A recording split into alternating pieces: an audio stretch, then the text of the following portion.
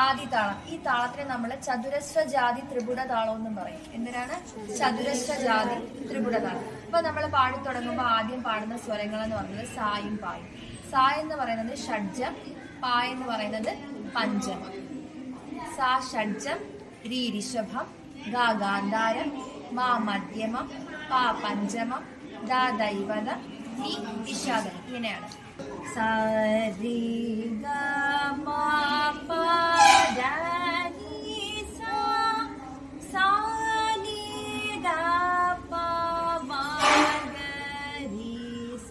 അതായത് ആരോഹണ ക്രമത്തിലും അവരോഹണ ക്രമത്തിലുമാണ് നമ്മൾ പാടുന്നത്. അപ്പൊ ഇനി നമുക്ക് പാടി നോക്കാം.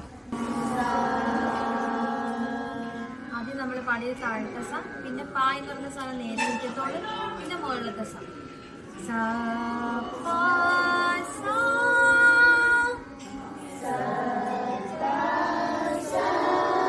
മനസ്സിലായോ? അപ്പൊ നമ്മൾ ശ്രുതി ചേർത്താം. നമ്മൾ എപ്പോ പഠിക്കാൻ തുടങ്ങിയാലും ശ്രുതി ചേർത്തതിന് ശേഷം മാത്രമേ പാടാവുള്ളൂ കേട്ടോ.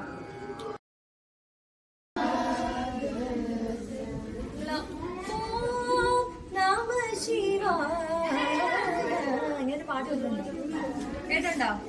അത് ഹിന്ദോളമാണ്.